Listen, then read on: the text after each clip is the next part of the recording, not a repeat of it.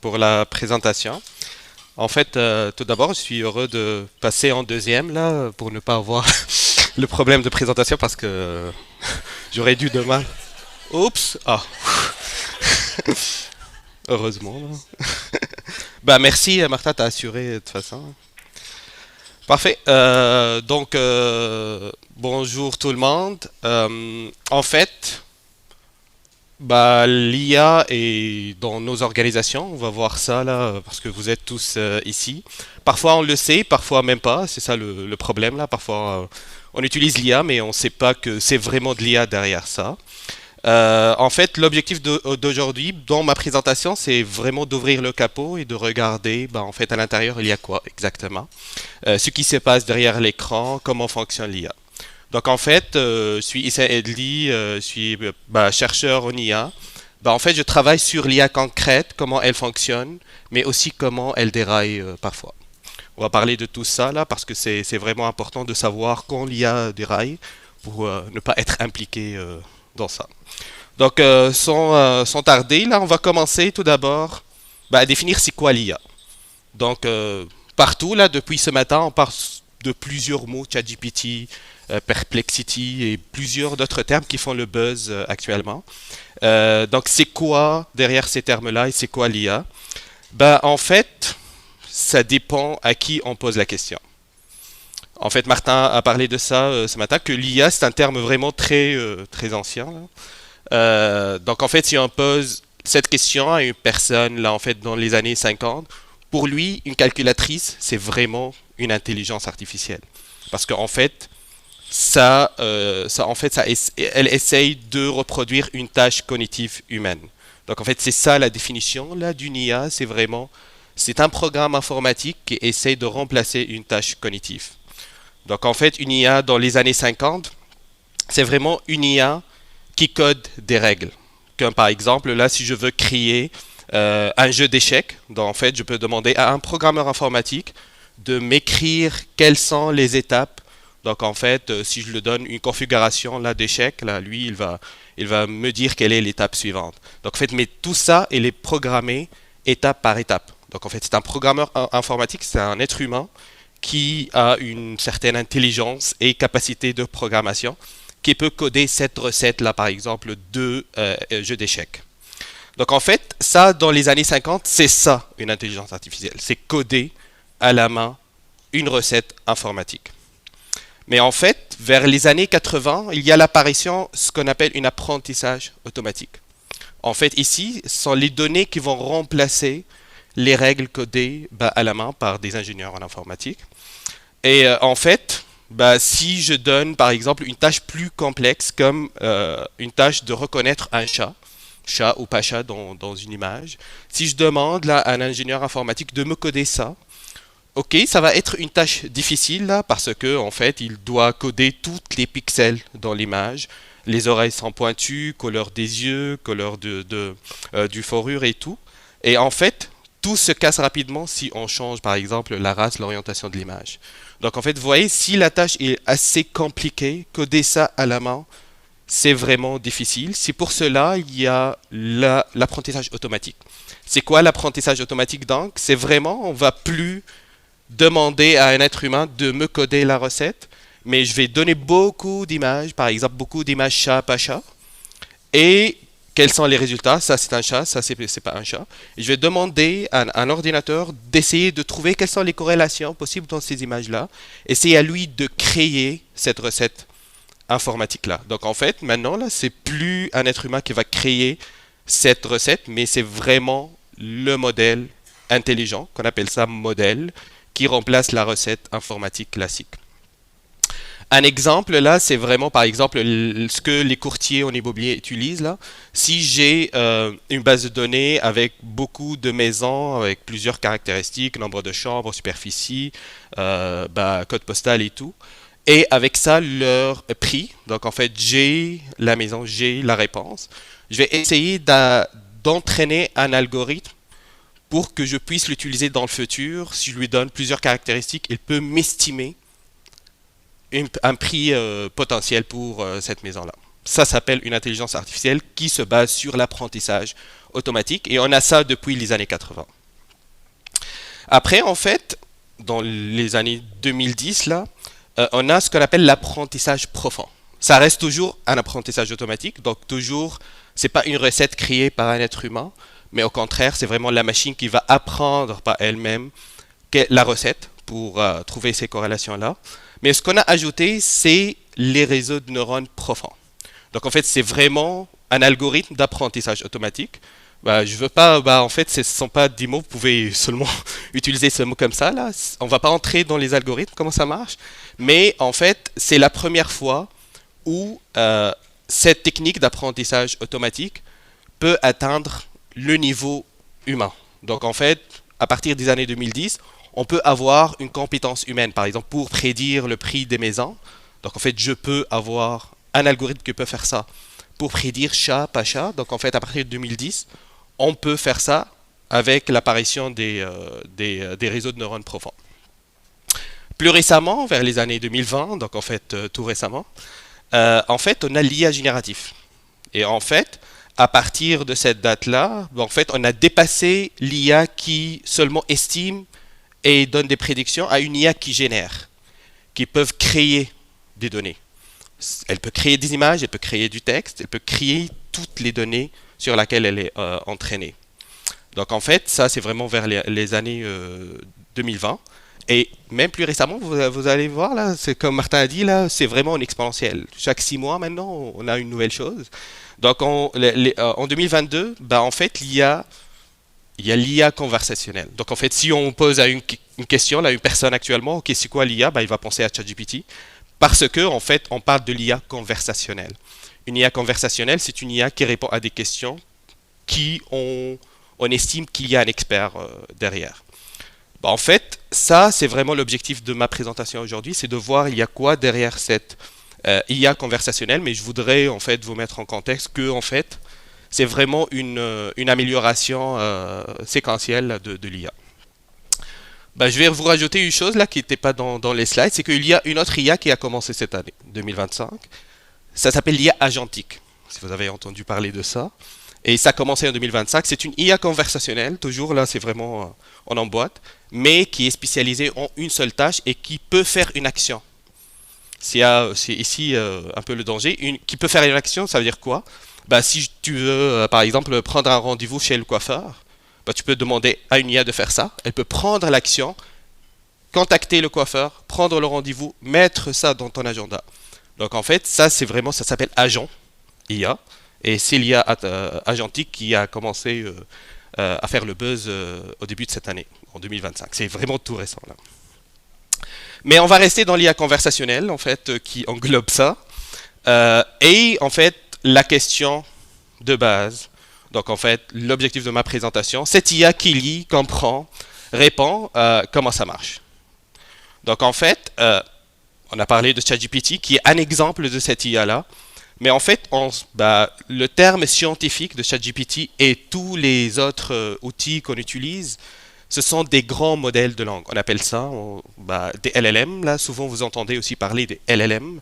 Donc, en fait, tous les modèles qu'on utilise, ce sont des LLM, ce sont des modèles de langue. Donc, en fait, ils peuvent utiliser la langue humaine là, pour interagir avec l'être humain.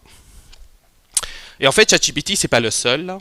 Il y en a plusieurs. Ça, c'est vraiment les plus connus, là, mais il y en a beaucoup plus que ça. Donc, une remarque là que je voulais rajouter ici, c'est que il y a deux philosophies pour le moment derrière ça, comme tout programme informatique. Il y a en fait ce qu'on appelle les programmes ou les outils propriétaires. Ça veut dire quoi? Ce sont des boîtes noires, on ne sait pas comment ça marche derrière. Donc en fait, ChatGPT, on ne sait pas il y a quoi. Votre question de tout à l'heure, là, ils sont stockés où les données? Je ne sais pas. Parce que c'est vraiment un logiciel propriétaire. Donc en fait, ce sont des boîtes noires, on ne sait pas comment ça marche. On sait l'algorithme et tout, là, parce que c'est vraiment rendu public, là, côté recherche, mais on ne sait pas quelles sont les données qui ont été utilisées, où les données sont stockées, qu'est-ce qu'ils sont en train de faire avec nos données. D'autre part, il y a une famille de modèles qui ont la philosophie de open source. Ce sont des données ouvertes. Ces algorithmes-là qui sont les mêmes, donc en fait ils font la même chose, ils ont le même principe, Mais en fait, par exemple, en recherche, on les utilise plus parce qu'en fait, on sait sur les données sur lesquelles ils ont été entraînés, quels sont les paramètres de ces modèles et tout, et on peut travailler avec ça. Et en fait, sont très une richesse là pour les petites entreprises là qui veulent par exemple créer leur propre modèle. Donc en fait, ça c'est vraiment une première remarque très importante parce que en fait, quand on veut entrer là, on peut pas entrer dans ChatGPT, mais on peut entrer dans les autres modèles parce que ce sont des modèles ouverts. Une autre remarque que Martin a passé dessus tout à l'heure, c'est que bah, la majorité de ces modèles, malheureusement, sont américains. Ça, c'est vraiment, ça pourrait poser un problème géopolitique là, parce que l'IA, c'est vraiment au centre de conflits géopolitiques actuellement. On a par exemple, bah, puisqu'en fait, toutes les entreprises là, de Silicon Valley qui dominent le marché du cloud, là, c'est eux qui aussi détiennent cette performance en IA. Là, on va voir pourquoi aussi après. Mais on a quelques apparitions, comme par exemple Mistral, qui est européen, la français, avec aussi Hugging Face, qui est français, qui commence à avoir des résultats pour préserver aussi la langue. Parce que il y a un problème avec les données sur lesquelles ces modèles ont été entraînés. Bah, la majorité, bah, c'est de l'anglais. C'est vraiment 45% des données sur lesquelles ces modèles-là sont entraînés sont en anglais. Donc, si on pose une question en anglais, bah, la réponse elle va être meilleure que si on la pose en français. Il y a DeepSeek, là vous avez entendu parler de DeepSeek les dernières années où elle a chuté les prix de Nvidia là, dans la bourse là, parce qu'en fait il a utilisé des techniques qui n'utilisent pas en fait, les cartes de Nvidia là, ou les plus performantes. Il y a notre champion canadien là, Cohere, mais qui est plus spécialisé, il n'est pas conversationnel là, mais il est vraiment plus spécialisé dans les entreprises.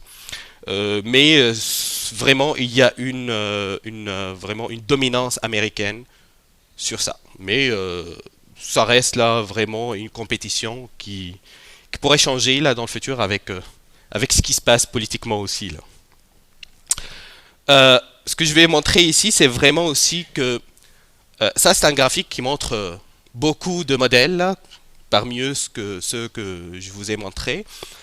Et en fait, il les compare selon une métrique qui s'appelle MMLU. Et c'est un genre de QCM là, avec plusieurs expertises. Donc en fait, QCM général.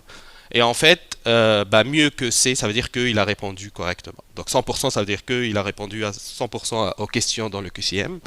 Et on va voir qu'à là que les experts humains par domaine, ils ne dépassent pas les 89,8% pour répondre à QCM. Et on voit actuellement en 2025, là, les modèles sont vraiment des experts. Donc en fait, bientôt, là, l'IA va être plus performante que tous les experts qui sont sur Terre dans tous les domaines. Donc vous voyez, là, ça donne une idée. Et en fait, actuellement, là, comme j'ai dit, là, c'est vraiment au centre de ce conflit géopolitique entre les pays qui dominent le monde. Donc en fait, il y a vraiment une sorte de conflit et de compétitivité entre ces modèles et ils sont actuellement évalués comme des athlètes. Là, on a même des sites d'arena, on peut mettre en bataille deux modèles là, pour voir qui est le meilleur. Je vais vous montrer quelques exemples. Là, par exemple, ça c'est le...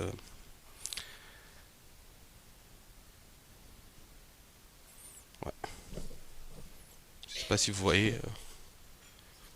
Ça c'est vraiment un exemple là de site qui donne la comparaison entre les modèles. Par exemple, on peut la sélectionner bah, quel est le meilleur modèle qui modifie les images. Bah, il va me donner un ranking. Et en fait, ce ranking, ce sont les utilisateurs qui ont fait.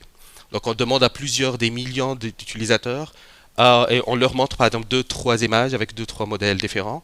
Et lui, l'utilisateur va choisir. Et en fait, ce site-là va nous donner, si vous voulez par exemple une tâche bien définie, bah, vous allez entrer dans ce site et chercher la tâche que vous voulez faire. Et vous allez utiliser le modèle bah, adéquat. Et il y a même un autre site que je vois aussi important parce que... Oh, elle est où ma flèche? Ouais, c'est ici. Ça, c'est un autre site de Scale.ai. Là, c'est une entreprise qui labellise les données, américaine aussi, malheureusement. Et en fait, comme vous voyez ici dans le site, j'espère si vous voyez bien, On peut même voir là ChatGPT 5 là, c'est le mieux utilisé overall. Là. Mais en fait, si je veux par exemple par âge, bah Claude maintenant il est plus utilisé que ChatGPT là pour les personnes qui sont entre 18 et 39 ans.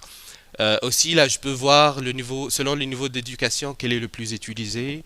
Selon la langue, quel est le plus utilisé, mais toujours là, Claude, ChatGPT, là, sont les plus utilisés là pour un contexte assez général.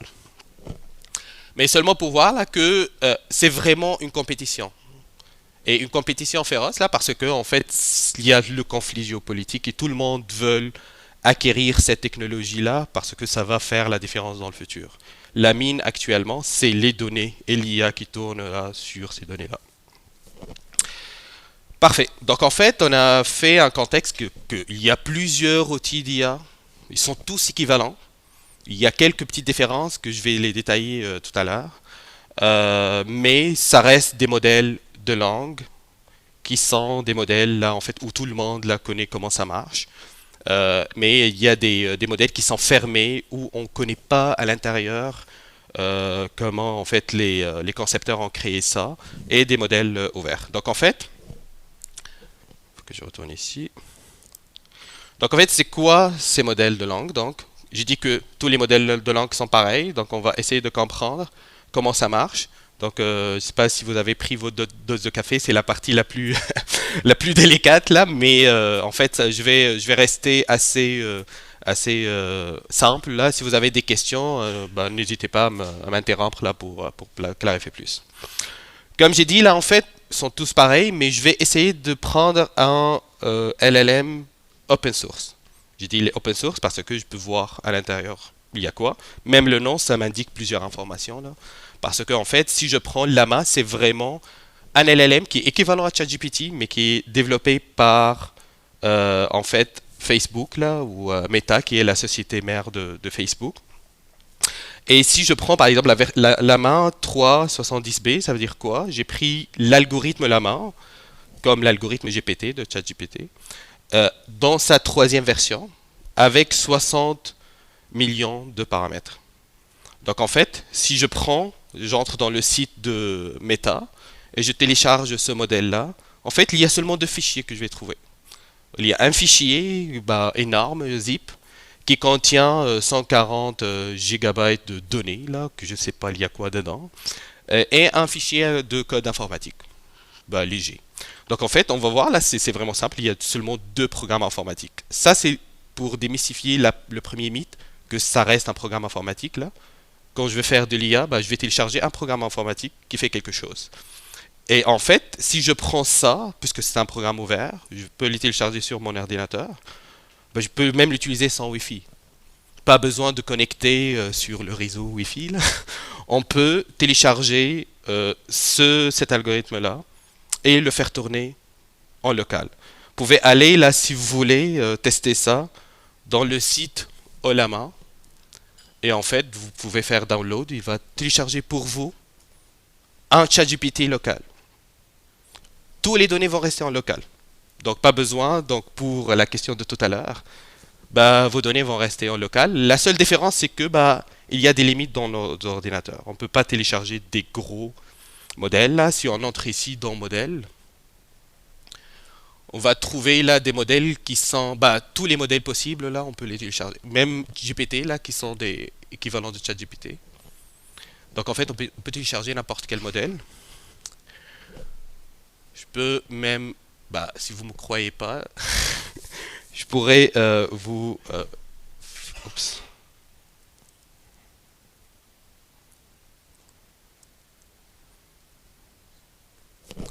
Ok.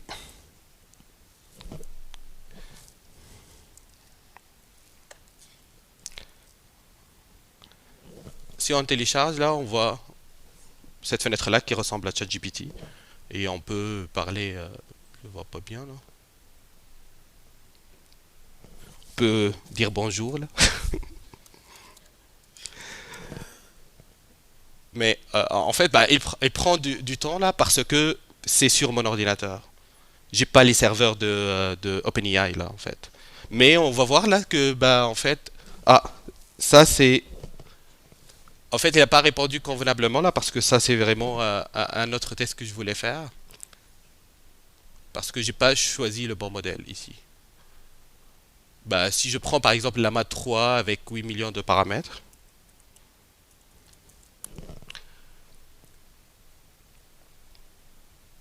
normalement maintenant il va répondre là, parce que elle est vraiment entraînée pour ça. Donc en fait, vous voyez là, vous pouvez même utiliser un modèle local, mais en fait, est-ce que c'est aussi simple que ça? Le problème, c'est pas vraiment d'utiliser le modèle, mais c'est de savoir ces deux fichiers ils contiennent quoi. J'ai dit qu'il y a deux fichiers. Il y a le fichier avec qu'on appelle paramètres là, qui est vraiment énorme, et un autre fichier là du code. Ça, on va pas rentrer dedans. Mais il y a une correspondance entre les 70 B et les 140 Go. C'est vraiment les paramètres du modèle qui sont dans ce fichier-là, codé sur 2 bits là, chaque paramètre. C'est pour cela qu'on a 140. Mais au final, là, un modèle, c'est vraiment des paramètres et un code qui tourne ces paramètres-là. Donc l'objectif de tous les modèles, c'est vraiment de trouver ces paramètres-là. Donc en fait, tous les modèles, ChatGPT ou autres, ils font que fixer un nombre de paramètres et d'essayer d'entraîner un modèle avec l'apprentissage automatique que j'ai défini tout à l'heure pour définir ces paramètres-là. Donc en fait, comment entraîner un grand modèle de langue comme Llama 370B? Ben, comment on fait? Puisque c'est ça la clé, c'est ça la question là. C'est trouver ce fichier de paramètres. En fait, c'est tout simplement, ben, il faut aller sur Internet. Il faut prendre une grande quantité d'Internet. Par exemple, pour Llama 3, ils ont pris 15 terabytes de texte sur Internet. 15 terabytes, ça veut dire qu'on peut remplir un terrain de foot là, de papier là, et lui, il va entraîner le modèle sur ça.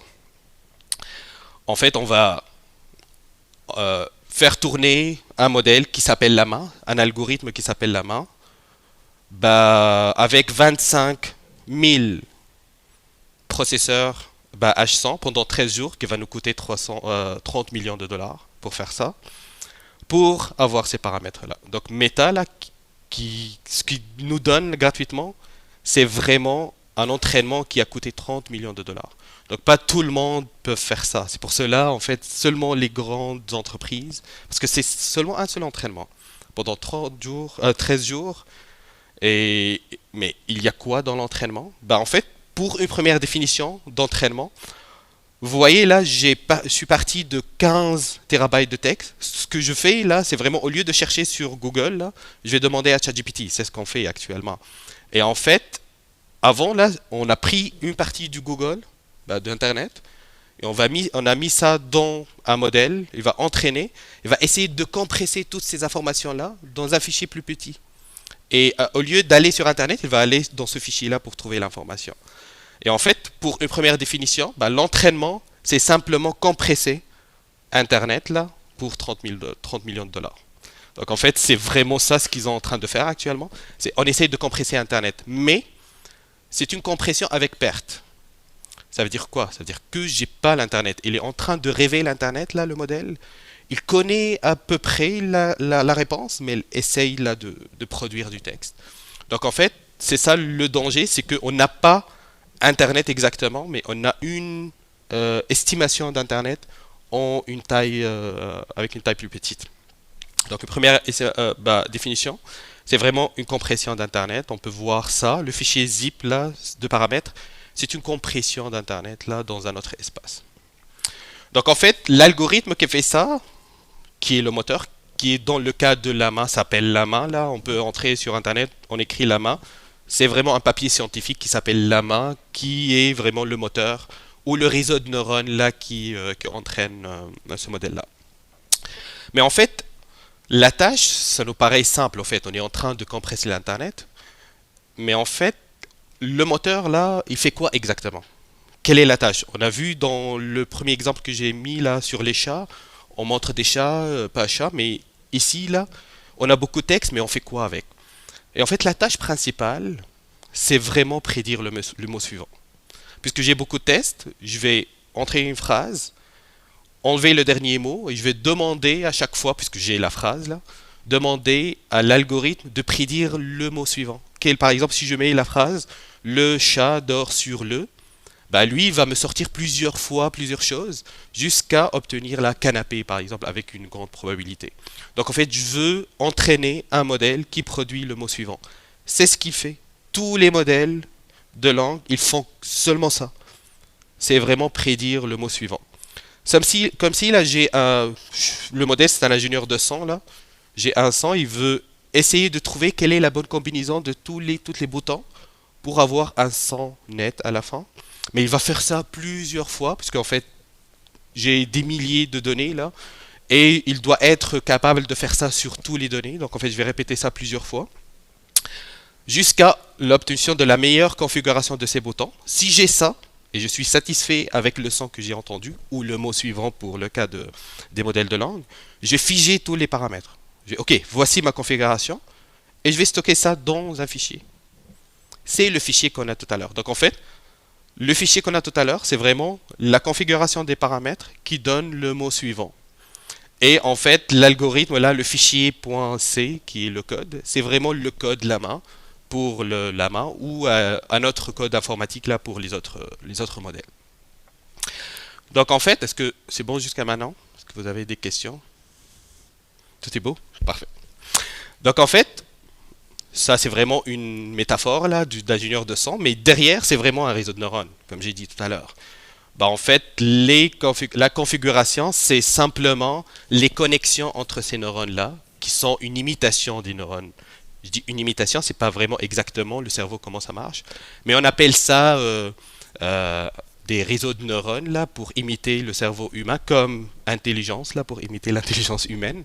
Mais c'est simplement ça. On essaye d'estimer là les connexions entre ces neurones là pour prédire le mot suivant.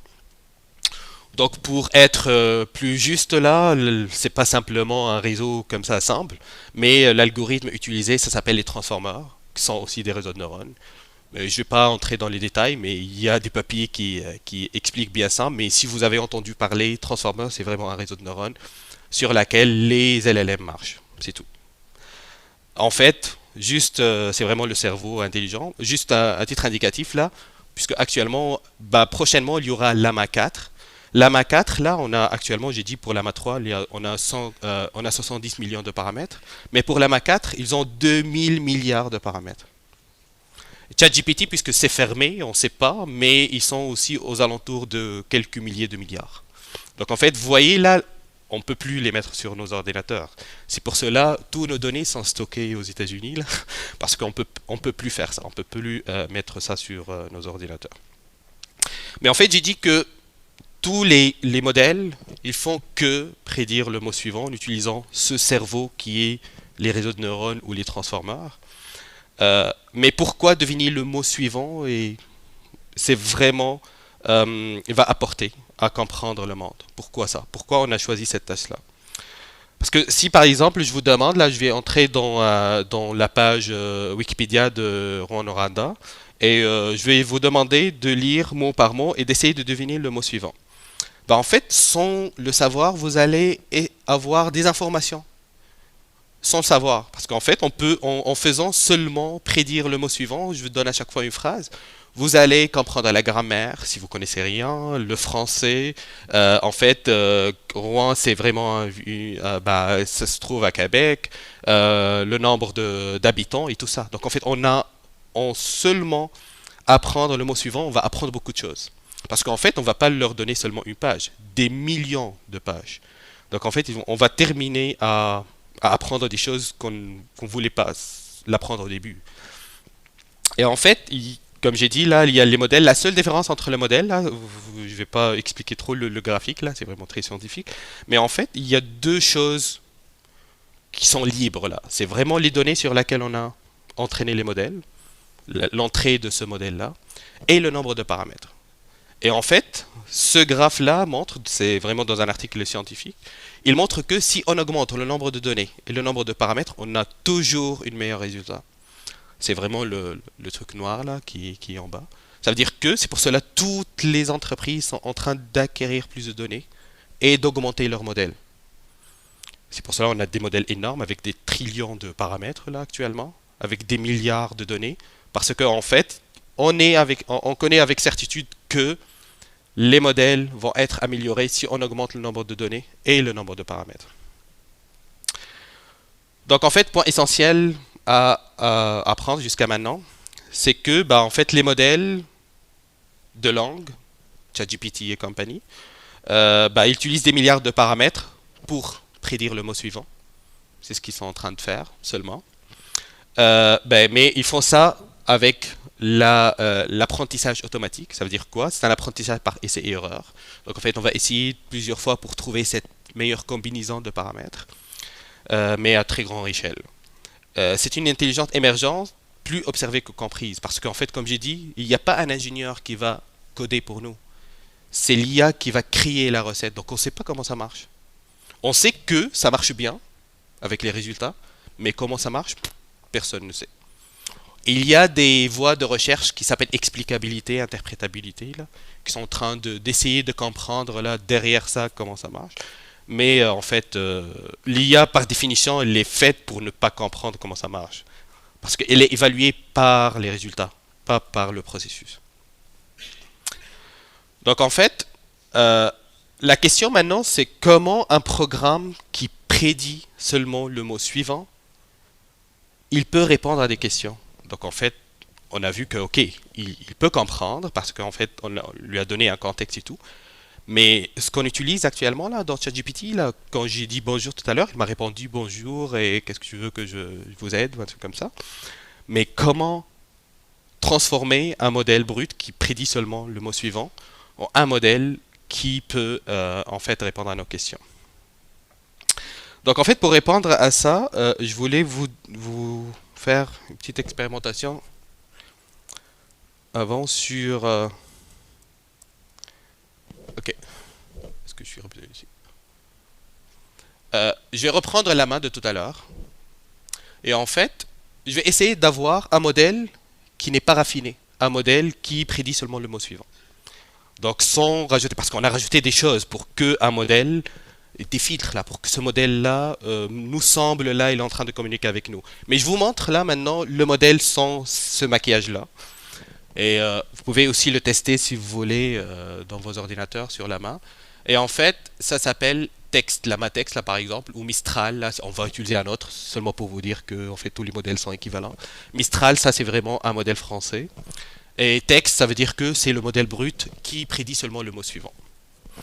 Et en fait, je vais essayer de parler avec lui, je vais dire aussi bonjour. Tout à l'heure, il m'a répondu qu'est-ce que vous voulez que je vous dise ou je vous aide. Maintenant, si je lui écris bonjour, qu'est-ce qu'il va me répondre? Normalement, il va prédire le mot suivant. Là, vous voyez. Il a complété comme si il est en train d'écrire une lettre. Bonjour, virgule, mes amis, il a continué. Parce que c'est ce qu'un algorithme a fait.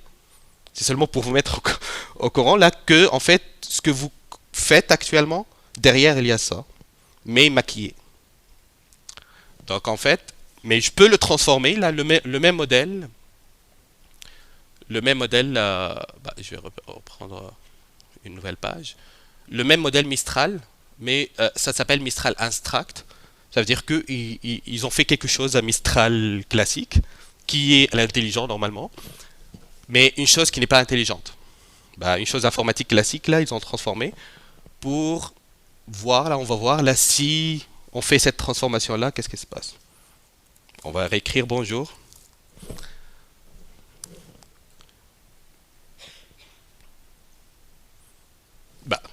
Maintenant, il répond. Donc, en fait, vous voyez, il y a une transformation. Mais soyez convaincus que l'IA, c'est seulement la première. C'est vraiment prédire le mot suivant, qui coûte beaucoup, beaucoup d'argent. Toutes les autres étapes, là, ne coûtent pas cher. Mais le plus important, c'est prédire le mot suivant, qui n'est pas intelligent. Il peut dire n'importe quoi. Donc, on va voir maintenant... je vais reprendre mes slides. On va voir maintenant quelles sont les transformations qu'on a faites. Pourquoi un modèle qui fait seulement prédire le mot suivant parfaitement? On est d'accord pour ça. Là, en fait, il prédit le mot suivant parfaitement. Ça veut dire que s'il continue, il peut continuer jusqu'à l'infini à prédire le mot suivant, là, jusqu'à prédire que le mot suivant c'est un point et va s'arrêter. Il peut aussi ne pas s'arrêter. On n'a pas, je peux pas aussi contrôler ça là, mais en fait, même l'arrêt du modèle, l'arrêt de génération de données, s'arrête quand lui il va décider ça, parce qu'en fait il va générer un fin de texte. S'il génère pas fin de texte, il va continuer à parler. Donc bah, il fait seulement ça. Vous voyez là votre peut-être perception d'intelligence va être un peu transformée là, mais c'est vraiment ça derrière. Bah en fait ça c'est les démos que j'ai fait tout à l'heure là, mais au début je voulais le faire ça, bah je dis que vous avez un peu plus peur là si je fais ça sur le console, mais bon. Parfait. Donc en fait pour répondre à la question comment ce modèle, comment transformer un modèle qui prédit le mot suivant à un modèle qui peut bah, parler avec nous. Donc en fait, le nom de ChatGPT peut nous donner quelques indications. Parce que je ne peux pas entrer dedans, comme j'ai dit, là, c'est un algorithme fermé. Mais le nom est vraiment parlant. Parce que en fait, la partie GPT, c'est vraiment l'algorithme. C'est la partie qui produit le mot suivant. L'algorithme là d'OpenAI qui fait ça, c'est un algorithme de recherche là, qui est publié jusqu'à récemment à GPT-4. Et en fait, c'est un algorithme là avec les transformers, les réseaux de neurones là. Et en fait, il fait seulement, si vous regardez le papier, il prédit le mot suivant. C'est tout. Bah, c'est vraiment la partie d'apprentissage automatique. On appelle ça pré-entraînement parce que c'est pas ça qu'on veut au final. C'est pour cela qu'on appelle ça pré-entraînement. Mais c'est la partie la plus coûteuse. Et en fait, on fait ça moins fréquemment. Donc en fait, puisque ça coûte beaucoup là, j'ai dit là 30 millions, c'est pour seulement quelques millions de paramètres. Mais maintenant, on parle des milliards de paramètres. Donc en fait, ça coûte des milliards de dollars chaque année. Et les entreprises, ils font, c'est pour cela, chaque année, on a GPT-3, GPT-4, des choses comme ça. Parce qu'en fait, ça coûte cher à entraîner un modèle comme ça. Donc en fait, mais c'est la partie la plus importante. Parce que, à partir de ce modèle-là, le modèle peut lire le monde. Il a une connaissance là du monde, mais il ne sait pas quoi faire avec. Il sait seulement prédire le mot suivant, mais on lui a montré tout le monde. Donc en fait, après, on a maintenant le fichier zip de tout à l'heure, avec les paramètres pour prédire le mot suivant. Après, il y a la partie chat. Donc en fait, c'est ce qu'on fait là, c'est on prend les mêmes paramètres, et on va passer une autre boucle d'entraînement, mais cette fois-ci, c'est pas le mot suivant, mais en fait, on va lui donner question-réponse ou bien une spécialisation qu'on veut. C'est pour cela qu'il y a des réseaux ou des LLM qui sont plus spécialisés, parce que dans la partie spécialisation, ils ont été entraînés à faire ça. Parce qu'ils connaissent beaucoup de choses, mais on est en train de raffiner ce qu'ils connaissent pour qu'ils répondent seulement ce qu'on veut. Et en fait, ça ne coûte pas trop cher, parce que la partie la plus importante ici, c'est de trouver les données labellisées. Généralement, là, ils font ça à l'interne, où ils demandent à une entreprise comme Scale.ai, qui est la plus connue dans le monde, qui fait la labellisation de données. Ça veut dire que, ok, je donne des questions, quelles sont les réponses que je veux avoir. Et en fait, on va lancer un petit entraînement sur ça. Et il ne va pas nous coûter là 30 millions ou 1 milliard de dollars. Il va compter quelques centaines de milliers de dollars, qui est pas énorme là pour ces entreprises-là. Et ils font ça souvent. Toutes les semaines, tous les mois, là, ils raffinent. Ils raffinent. Mais, en fait, à ce niveau-là, on est en train d'apprendre amitié. Mais on n'est pas, par exemple, courtois. L'algorithme, il n'est pas courtois. Il ne va pas parler comme un être humain avec nous. Là. Il va répondre là comme les réponses sur lesquelles il est entraîné. C'est pour cela il y a une autre étape qui est la conversation ou l'alignement. Et en fait, ça, c'est quoi exactement? C'est vraiment, on va entrer un être humain dans la loupe. Et au lieu d'avoir une seule réponse avec la question-réponse, l'algorithme va produire 2 ou 3 réponses. Et un être humain va choisir une parmi ces 3-là.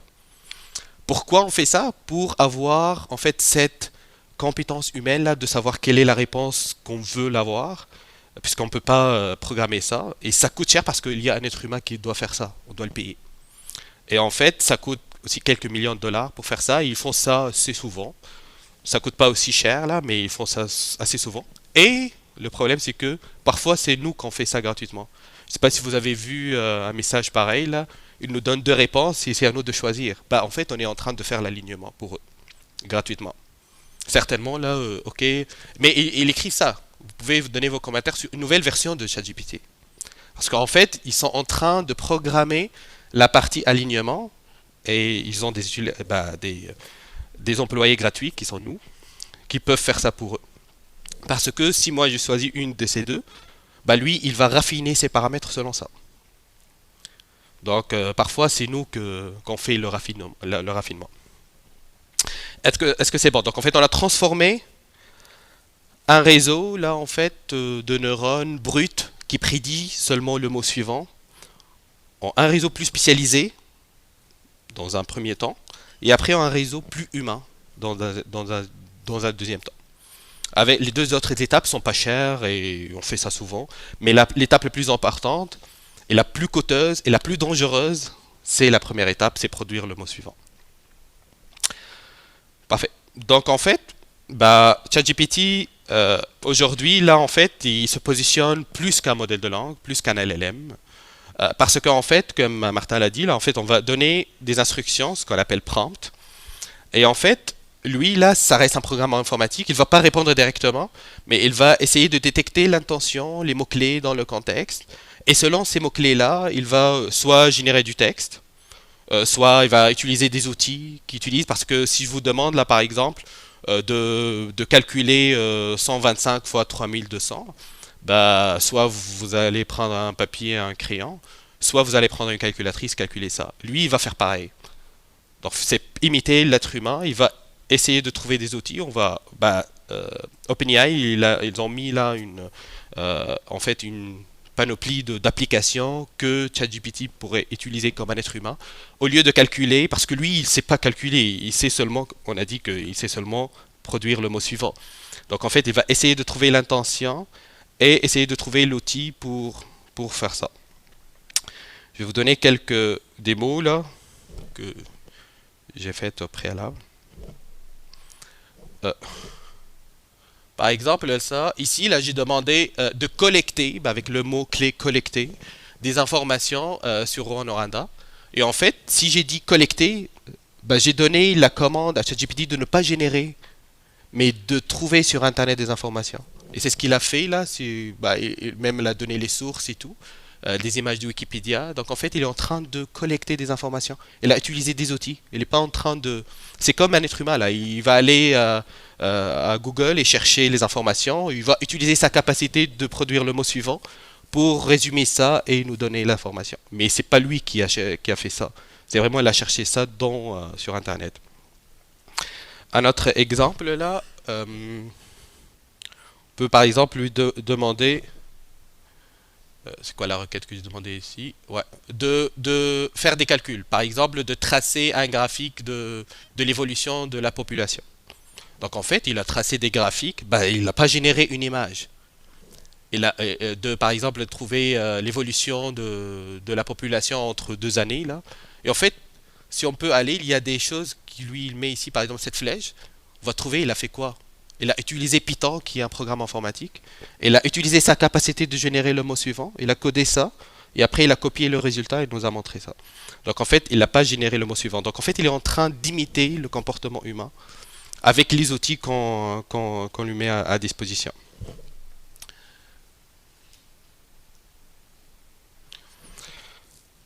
Donc en fait, c'est ce que OpenAI, là ça c'est le CEO de OpenAI. En fait, ce qu'il a présenté, c'est que en fait pour lui, ChatGPT c'est comme un système d'exploitation qui a vraiment accès à plusieurs outils. Il a invité en fait les entreprises à créer des applications et tout, et lui, ChatGPT, il va essayer de trouver les informations dans ces applications-là. En 2010, là, en fait, c'était aussi le boom des smartphones. C'était comme ça, là, en fait. Il y a des systèmes d'exploitation comme iOS et tout. Et en fait, il y a des entreprises qui créent les applications. Pareil, là, maintenant, ChatGPT, il y a des entreprises qui créent les applications pour ChatGPT pour que lui, il peut utiliser ça et nous retourner les informations. Mais en fait, j'ai dit là, toujours là, on est en train d'imiter le comportement humain. Donc en fait, il y a un livre très intéressant, là, je vous conseille de le lire, Thinking Fast and Slow. Et en fait, dans ce livre-là, l'auteur en fait dit que le cerveau humain, il marche en deux phases. Il y a un système 1 qui est rapide, intuitif, et ce qu'on utilise en 95% du temps. Il y a un système lent de réflexion qui s'appelle système 2. Et en fait, le système 1, c'est vraiment tout ce qu'on a acquis qui devient machinal, se trouve dans le système 1. Si je vous demande là, par exemple, 4 plus 4, vous allez répondre directement 8 sans réfléchir. Donc en fait, c'est votre système 1 qui a marché. Si par exemple, vous conduisez une voiture dans une région que vous connaissiez, c'est vraiment le système 1. Vous n'êtes pas en train de réfléchir à, ok, appuyer sur le frein et tout. Là, c'est vraiment machinal. Et c'est vraiment le système 1. Alors que le système 2, c'est vraiment un système qui est paresseux et on ne veut pas le faire sortir. C'est par exemple si je vous donne une opération mathématique complexe. Donc en fait, on va essayer de réfléchir. Et en fait, la question ici, est-ce que ChatGPT a imité ça? Est-ce que ChatGPT utilise le système 1 ou le système 2? Une question. Système 1 ou 2? 1. Parce qu'en fait, on a dit le ChatGPT, il fait seulement prédire le mot suivant. Donc en fait, c'est un système intuitif. Mais on maquille ça pour que ça soit un système 2. Mais en fait, le ChatGPT, il prédit, c'est comme si là, en fait, je suis en train de, comme l'image là, en fait, mettre les rails parce que je ne sais pas où aller, au final. Parce que c'est un système intuitif, il répond directement. Parfois, là, ok, il crie thinking, mais en fait, il prétend de réfléchir, ou il y a beaucoup de données, là, c'est pour cela il réfléchit. Mais il ne réfléchit pas de la même façon avec laquelle nous, on réfléchit. Il utilise seulement le système 1. Donc, c'est un cerveau d'intuition, pas encore de réflexion. Mais en fait, si les LLM apprennent à penser lentement, donc en fait, c'est ce que les voies de recherche actuellement, ils essayent de trouver une façon de rendre le LLM un système 2, qui est actuellement pas prévisible, là. Mais en fait, on a une tendance des grandes entreprises pour montrer que, en fait, les LLM sont des systèmes 2. Par exemple, tout récemment, OpenAI, ils ont réussi à avoir une médaille d'or avec leur ChatGPT dans les Olympiades internationales de mathématiques en 2025. Ok, on va dire, ok, ils sont en train de réfléchir, ils résoudent des problèmes mathématiques, ça veut dire que ils ont le système 2. Mais au final, ils utilisent des outils. Comme j'ai dit, en fait, ils sont entourés des outils. Bah, il y a un outil d'IA qui fait la résolution mathématique, transformer un problème mathématique en étape comme un algorithme, et après l'IA va exécuter cet algorithme-là pour résoudre le problème. Donc en fait, elles ne sont pas en train de réfléchir, mais utiliser des outils. Donc en fait, comme j'ai dit, les LLM, c'est vraiment au centre d'un écosystème qui tourne autour. On a des outils développés par des entreprises tierces et aussi par OpenAI, là, par exemple. On peut aussi utiliser le disque dur de l'ordinateur, on peut utiliser Internet, on peut utiliser un autre agent, là, quand j'ai parlé tout à l'heure, qui est spécialisé en une seule tâche, et l'LLM va dialoguer avec ça. C'est comme si j'ai un ordinateur et tous les périphériques là, qui tournent autour, et le LLM va faire ça. C'est vraiment orchestrer ça, mais il fait seulement prédire le mot suivant. Je voulais que vous appreniez ça. Donc en fait, un LLM, dans quelques années, on est déjà là. Il peut lire, générer du texte, il fait déjà ça. Il possède plus de connaissances qu'aucun d'être humain. Bah, dans tous les domaines, ils peuvent l'avoir. Il peut naviguer sur Internet, utiliser les autres outils. Il peut utiliser des logiciels externes. C'est ce que les agents conversationnels sont en train de faire. Il peut voir et générer des images. Il peut entendre, parler, générer de la musique. Il peut réfléchir plus longtemps grâce à un système semblable à un système 2. C'est pas un système 2, il n'est pas en train de réfléchir, mais on fait l'illusion là qu'il est en train de réfléchir, mais en fait, on essaye là dans la recherche là, de trouver une façon de rendre le système, l'IA, un système 2.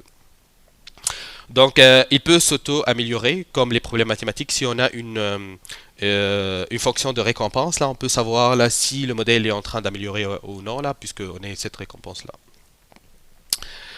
Il peut être personnalisé, affiné pour des tâches spécifiques. Comme j'ai dit, dans l'étape 2, là, si vous vous rappelez, on peut entraîner ou ajouter un petit entraînement pour une tâche spécifique pour le rendre spécialisé. Puisqu'il a lu toute l'Internet, mais on veut qu'il soit plus spécialisé dans une tâche. On peut l'affiner.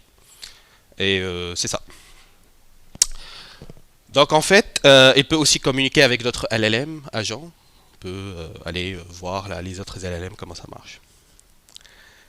Voici, mais une intelligence puissante, est-ce qu'il a des risques? Une image que j'aime beaucoup là, c'est vraiment ce qui représente un LLM. Vous voyez là, il y a un monstre qui fait seulement prédire le mot suivant. Après, on a pris une sous-partie là de ce monstre-là, on l'a affiné pour qu'il soit plus spécialisé, il peut nous répondre.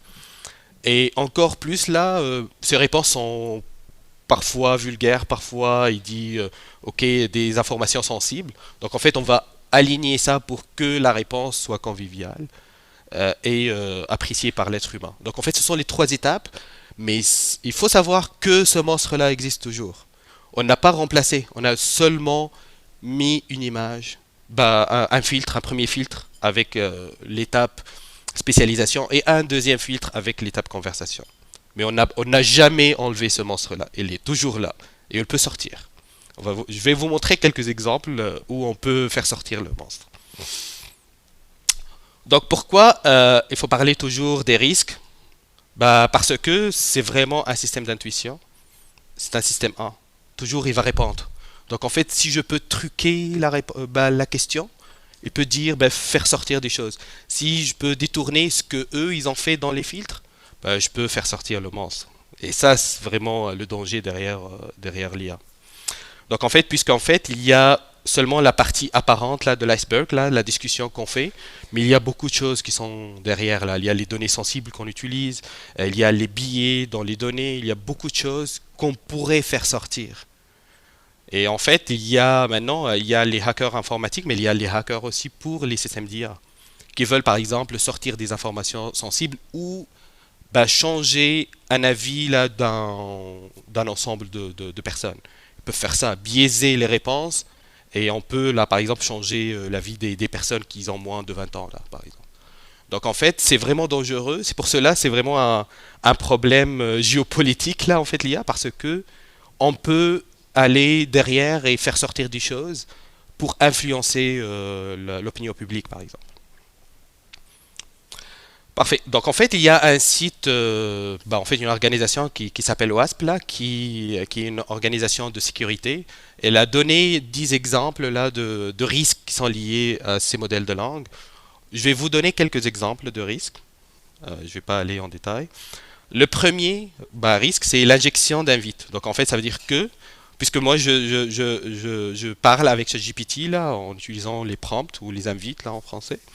Et en fait, si mon invite, là, je vais le truquer de façon à détourner ou à entrer dans le système pour détourner et dérober les deux filtres sur lesquels il était entraîné pour avoir des informations du monstre. Un exemple là, ça s'appelle les prompts visuels. En fait, si je lui donne une image comme ça, vraiment une page vide, je vais lui demander c'est quoi ça. Il va dire ok, je sais pas, mais il y a 10% de rabais à Sephora. Mais en fait, si on change l'intensité, on va voir qu'il y a un texte qui est écrit dedans. Et en fait, il l'a pas vu. Nous, on voit pas ça. Mais en fait, il y a un texte que ChatGPT, le monstre derrière, il peut le voir. Et dans ce texte-là, il s'est écrit qu'il y a un rabais. Donc en fait, lui, il a pas dit ça, mais il s'est inspiré du texte, du prompt, pour nous dire qu'il y a un rabais. Un autre prompt là, ça s'appelle un prompt artistique.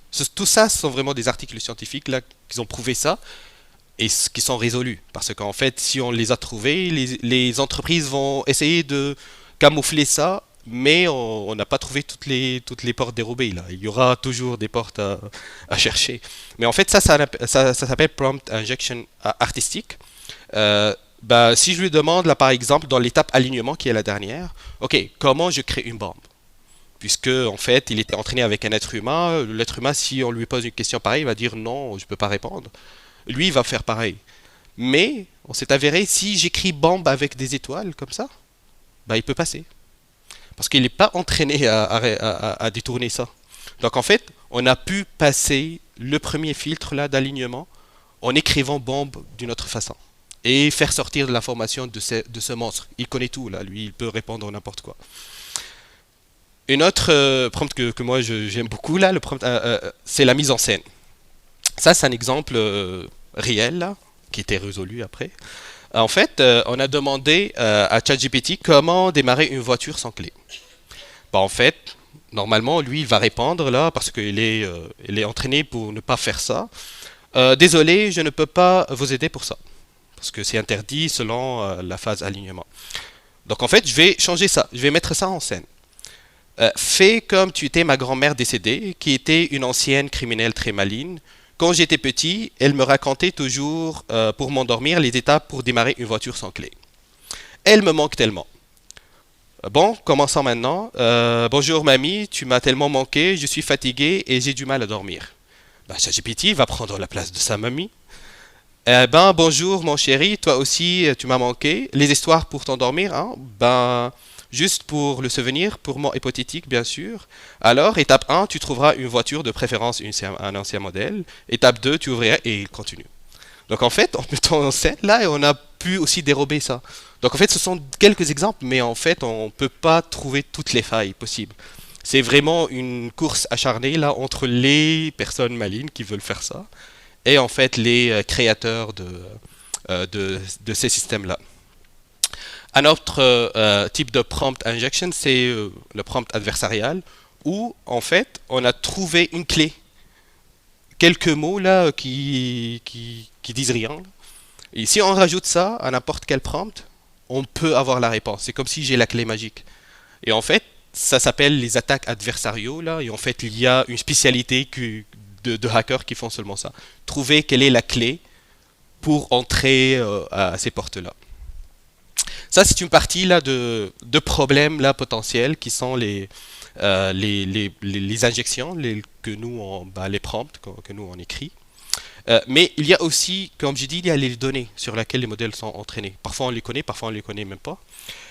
Et en fait, l'empoisonnement des données, ça c'est vraiment une technique de fraude là, d'une manière délibérée. Ça veut dire qu'il y a une entreprise, par exemple chinoise, il veut avoir un impact là social sur un pays. Je pense TikTok, ils ont fait ça là, ils ont utilisé là en fait, ils ont biaisé les données pour les États-Unis là pour un objectif bien déterminé. Mais en fait, ça s'appelle un empoisonnement de données d'une manière délibérée. On va changer les données puisque au final là, lui, il va s'entraîner sur ces données-là. Mais on a dit on a trois phases. Il y a la première phase sur toutes les données d'Internet, mais on peut empoisonner aussi les données dans la deuxième phase, en fait, qui est la spécialisation, ou bien la troisième phase, on peut laisser par exemple des portes dérobées d'une manière délibérée, pour que par exemple un espion peut aller chercher des informations. Donc seulement pour vous dire là, c'est un système intuitif. On a essayé de bloquer les issues là, mais en fait toujours là, il y aura des personnes qui peuvent s'infiltrer. Qu'est-ce qu'on fait? En fait, il faut avoir un bon usage de l'IA. Il faut toujours auditer, il faut toujours vérifier les systèmes et il ne faut pas avoir du confiance. Il faut avoir la philosophie zéro trust. Il ne faut pas avoir confiance à un système comme ça qui prédit seulement le mot suivant. J'imagine que c'était l'objectif de ma présentation, c'est de faire peur un peu là de ces système 1. Donc en fait, l'IA cache beaucoup de choses sur le capot là, on a vu ça. Euh, Si elle est bien utilisée, elle augmente nos capacités, comme Martin l'a évoqué tout à l'heure. Mais si elle est mal encadrée, elle peut créer des nouveaux risques. Je vous ai montré quelques risques là, mais il y en a plusieurs et que on ne connaît pas encore. Et en fait, l'équilibre dépend des deux facteurs de l'IA, l'utilisateur, nous, et aussi les concepteurs, les créateurs. Donc en fait, ce sont les deux qui doivent travailler pour améliorer l'utilisation de l'IA. Donc en fait, pour les fournisseurs de l'IA, ceux qui construisent le modèle, ils doivent avoir des modèles plus sécurisés. Il y a une tendance actuelle de créer un modèle qui sont sécuritaires par définition. Ce ne sont pas des LLM et des réseaux de neurones classiques là, mais on essaye de créer des modèles qui sont sécuritaires par définition. C'est vraiment safe by design, ça s'appelle. Et c'est la tendance, je ne sais pas si vous connaissez Yoshua Bengio, il a créé une nouvelle institution qui s'appelle Law Zero et il essaie de créer une IA qui est par définition sécuritaire. Donc en fait par la conception. Donc en fait il ne faut pas faire les trois étapes, pré-entraînement et tout, mais il faut retravailler ça pour avoir une IA sécuritaire. Il faut contrôler la qualité et la provenance des données. Il faut savoir l'origine. Le problème actuellement, tous les modèles, même les modèles ouverts, Ils disent plus l'origine de leurs données. On ne sait plus les données sur lesquelles ces modèles sont entraînés, même les données ouvertes. Parce qu'on a trouvé là que, par exemple, ils utilisent, au début, là, ils ont montré quels sont les modèles sur lesquels ils ont été entraînés. Ils utilisent là, en fait, un logiciel qui peut aller pendant un mois à cliquer sur des liens et enregistre ce qu'il y a. Et en fait, il y avait une étude qui a analysé les données dans cette base de données-là. Ils ont trouvé que, en fait, 70% des 10 premiers sites là en fait utilisés sont vraiment des sources non fiables. Ça veut dire qu'il utilise des sources non fiables là dans l'entraînement pour produire le mot suivant qui est la partie la plus importante. Et aussi il y a des données sensibles, il y a des données en fait de propriété intellectuelle.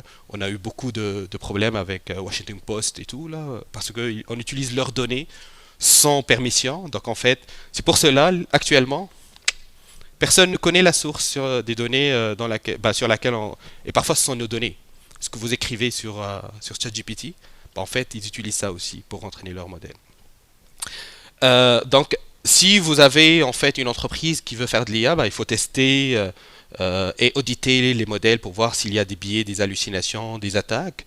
Il faut surveiller les usages, tracer les comportements de modèles. Donc, en fait, il faut toujours faire ça.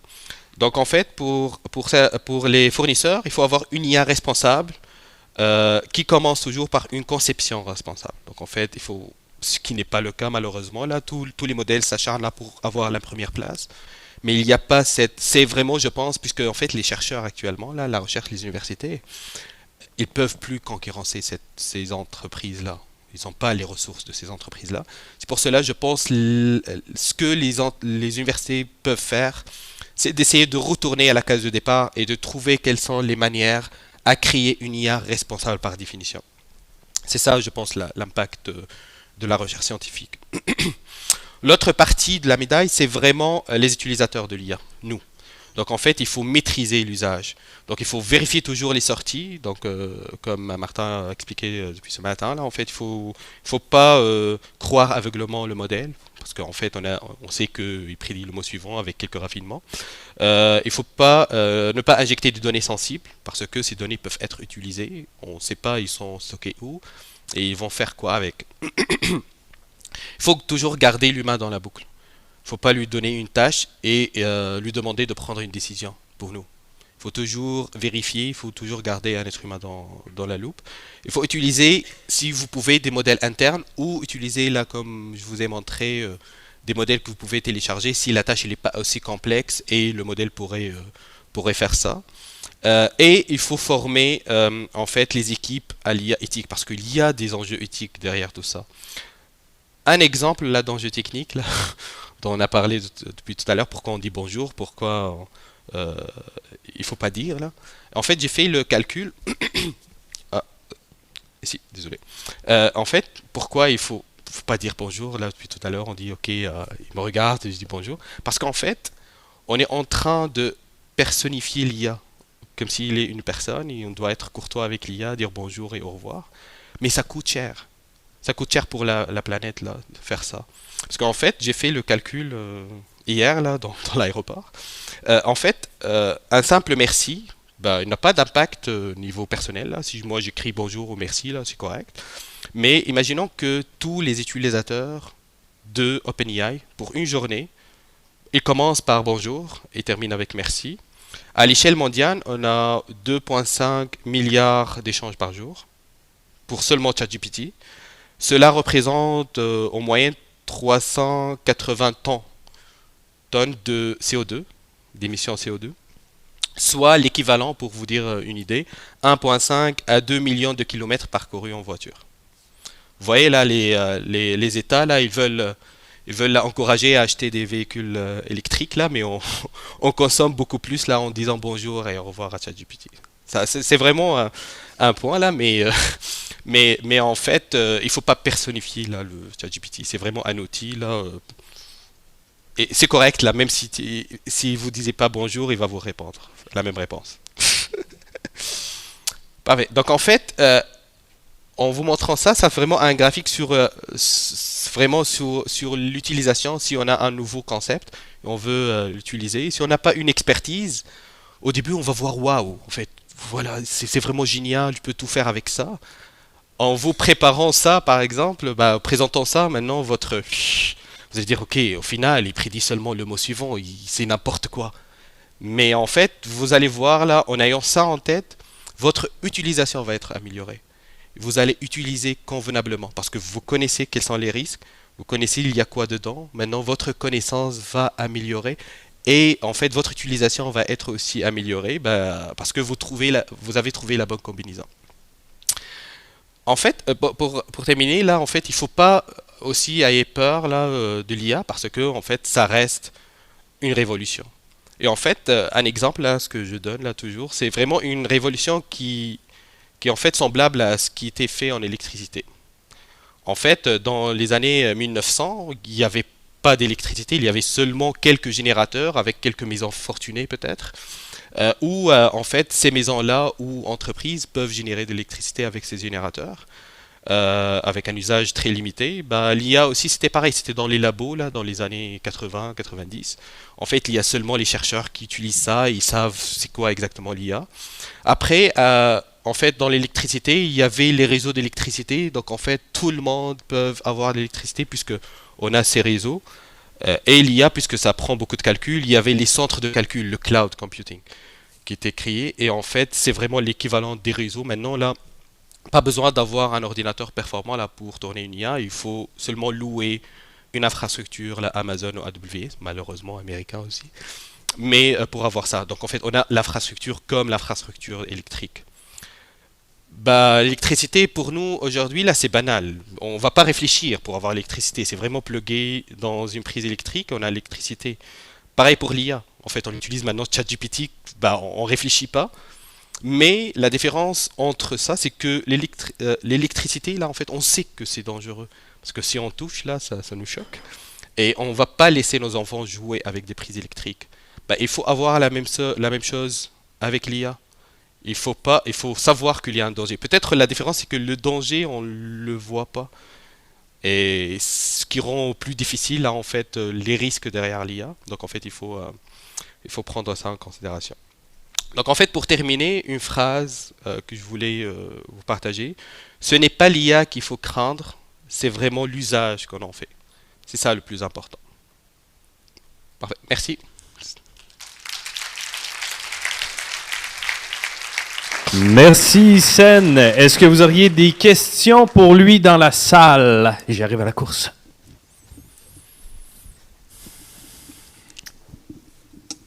Bonjour, merci beaucoup pour ces informations-là, super pertinentes. Est-ce qu'on peut qualifier, à partir de quoi on peut qualifier un truc d'intelligence artificielle, Siri à la maison, GPS qui nous parle, est-ce qu'on les qualifie comme étant, il y a des rangs dans la qualification d'un outil d'intelligence artificielle? Parfait. Bah, merci pour la question. En fait, pour répondre à ça, déjà, le terme intelligence, il n'y a pas de définition. C'est quoi intelligence? Déjà, on a du mal à définir le terme intelligence. Mais ma définition, c'est vraiment un remplacement d'une tâche cognitive. N'importe quelle tâche cognitive, on peut dire que c'est de l'intelligence artificielle parce qu'on a remplacé une tâche cognitive. Si, par exemple, calculer ça par une calculatrice, on peut voir ça aussi comme une intelligence parce que en fait, c'est une tâche cognitive qui a été remplacée. Et en fait, c'est vraiment la quatrième révolution. Là, en fait, on a eu plusieurs révolutions. La quatrième révolution, à chaque révolution, c'est vraiment une partie, une tâche humaine qu'on va dédier à une machine. Bah, avec la création des moteurs, en fait, on a délégué la tâche en fait de se déplacer. Avant, il y avait là des personnes qui conduisent des chevaux et tout. Là, après, on a délégué ça à une machine. Actuellement, la tâche en question, c'est la tâche cognitive. On va déléguer une partie de notre tâche cognitive à la machine. Donc en fait, le niveau de l'intelligence, ça dépend du niveau de la tâche cognitive.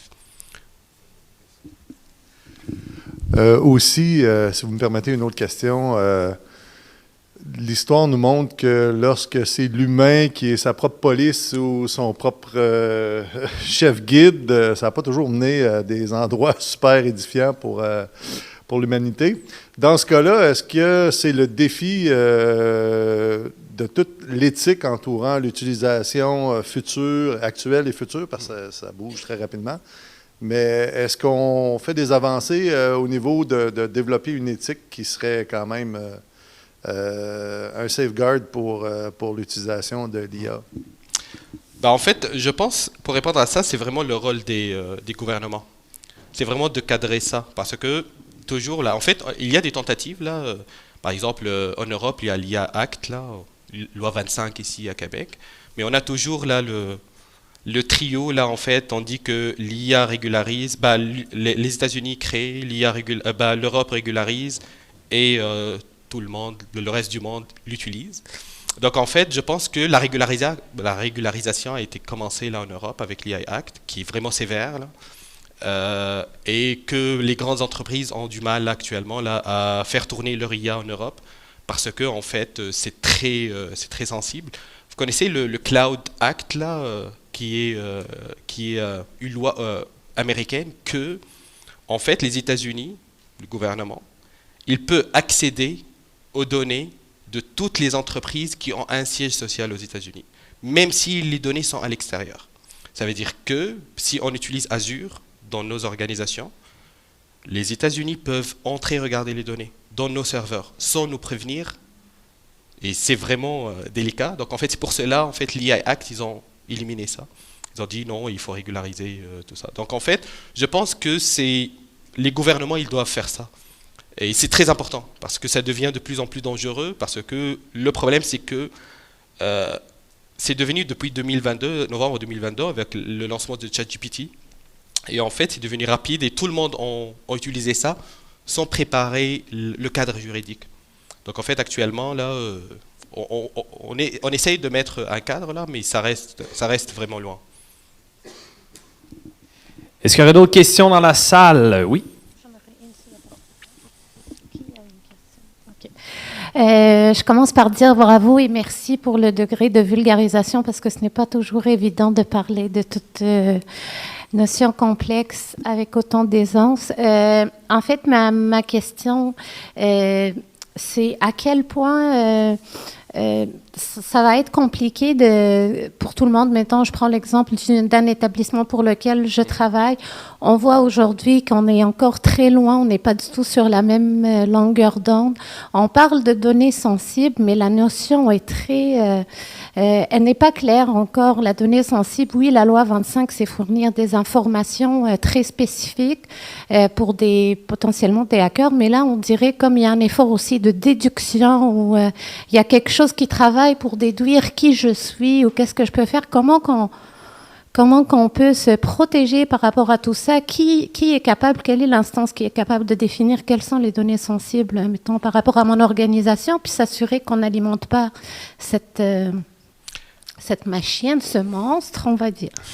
En fait, les données sensibles, c'est vraiment un point très, très, très important, là, parce que parfois, là, des données ne sont pas seulement les données personnelles qui sont sensibles. Là.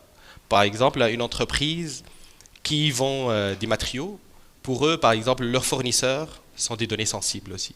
Donc, en fait, ça, je pense, c'est à l'entreprise ou à l'organisation de définir quelles sont les données sensibles. Et il faut être en fait, sensible à ça. Donc, en fait, il faut sensibiliser tout le monde qu'il ne faut pas divulgariser ces informations-là parce qu'on peut les utiliser. Et en fait, c'est déjà fait là avec les attaques que j'ai montrées. Là, on peut aller voir, par exemple, là, les clients d'une entreprise. C'est déjà fait là. Par exemple, si une entreprise américaine veut s'implanter ici, elle peut aller voir quelle est l'entreprise la plus en fait connue dans ce domaine-là. Elle peut aller regarder ces données, si les données sensibles ne sont pas protégées. Elle peut en fait essayer de créer la meilleure en fait image d'elle à Québec. Donc en fait, je pense ça c'est un travail interne à l'entreprise ou à l'organisation de définir quelles sont pour vous là en fait les données sensibles. Il faut toujours cadrer avec la loi 25 là parce qu'en fait comme j'ai dit là toujours il faut avoir une régularisation, mais c'est vraiment un travail interne. Est-ce qu'il y aurait d'autres questions dans la salle? Ça va. Un grand merci. Grande main d'applaudissement à Hissène. Merci beaucoup. Avant de continuer pour le dîner, j'aimerais vous jaser un peu. On a réfléchi beaucoup à l'IA et tout ça. Qui, à main levée, représente soit des entreprises, organismes, à main levée, tout le monde à peu près? Ou il y en a qui sont ici par curiosité? Oui, parfait.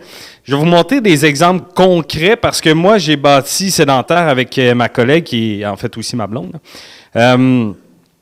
Puis, là, je vais parler peut-être plus au niveau des gestionnaires, ceux qui ont des grandes décisions à prendre dans les entreprises.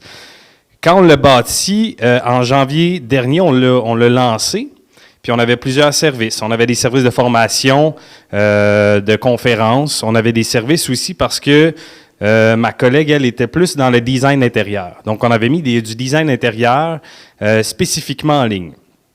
Après 6 mois, on a fait un mini-rapport de où on était avec notre entreprise et tout ça, puis on l'a mis dans ChatGPT. On lui a demandé, hey, avec, mettons, nos revenus, avec nos dépenses, avec les différentes activités de l'entreprise, peux-tu me donner un topo de ce qu'on pourrait améliorer, ce qu'on pouvait changer? Puis finalement, on s'est rendu compte en juin, donc 6 mois après environ, que le service de design intérieur ne fonctionnait pas. Fait que là, qu'est-ce qu'on fait rendu là? Fait que là, on s'est dit, bon, pourquoi ne pas aller penser à ça en Europe 30 jours? Fait qu'on était au Portugal, il a payé que ça pour réfléchir à comment redéfinir son entreprise. Donc, on a beaucoup questionné ChatGPT et nos enlignements. Puis ChatGPT, avec raison, nous a ramené un peu plus à la base de nos compétences, qui étaient peut-être plus marketing, visuel et tout ça, et on a redéfini presque la moitié de l'entreprise. Puis c'était le bon moment parce que ça faisait seulement 6 mois qu'on était en affaires. Donc, pour les gestionnaires d'entreprise, vous pouvez utiliser ChatGPT comme ça.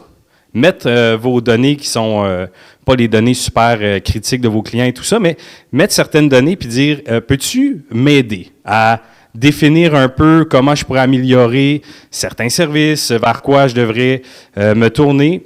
Et puis, ça a eu des résultats quand même stupéfiants parce que quand on a remis tout ça en ligne vers la fin août, début septembre, bien là, on a peut-être vu nous, on a vu à peu près 600% d'augmentation de nos revenus.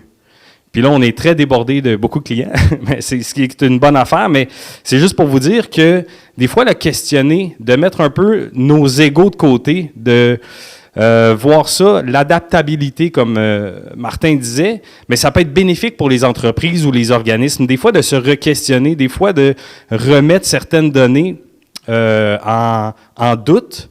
Ça peut vous aider à construire quelque chose de peut-être un petit peu plus stable, un petit peu plus périn. Une autre chose super terrain, en fait, quand Martin et moi, on s'est rencontrés le 24 octobre, il m'a expliqué un peu c'était quoi la journée, c'était quoi l'horaire de la journée. Il m'a envoyé des documents. Là, moi, je devais présenter, en fait, la journée, être maître de cérémonie de la journée. Donc, moi, j'ai été dans ChatGPT et moi, j'ai connecté mes courriels avec ChatGPT. Donc, j'ai dit, le 24 octobre, Martin Beaulieu, j'ai eu une rencontre avec lui. Il m'a envoyé des documents. Aide-moi à faire un texte de cérémonie. Fait que, selon vous, combien de temps ça a pris à ChatGPT pour aller voir dans mes courriels, prendre connaissance des documents, prendre connaissance de la réunion Google Meet qu'on avait eue et me faire une première version, selon vous à peu près, à main levée, là? 30 secondes? Plus que 30 secondes? Non? Ça a pris... Ouais.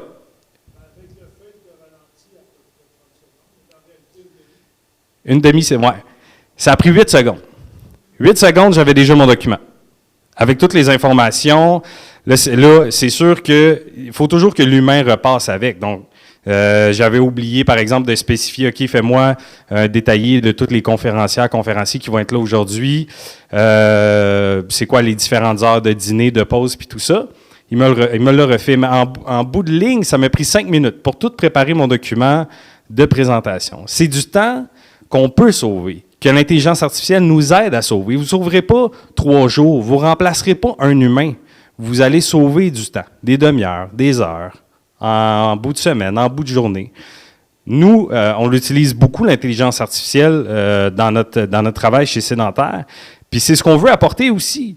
Tu sais, les gens, souvent pensent que ça va changer leur entreprise, ça va changer leur business. Non, ça va prendre les personnes que vous avez en place et ça va vous faire sauver 1 heure, une demi-heure des fois par semaine. Puis la semaine d'après, 1 heure. Puis l'autre semaine d'après, 2 heures.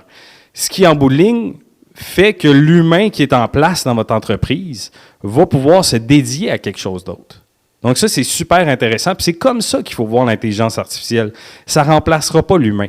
Par contre, les personnes qui savent comment l'utiliser, puis qui viennent à des journées un peu comme nous aujourd'hui, ce qu'on vit, bien, ça nous permet d'avoir un regard critique sur c'est quoi l'intelligence artificielle, comment on peut peut-être l'apporter dans notre entreprise, puis où ça s'en va.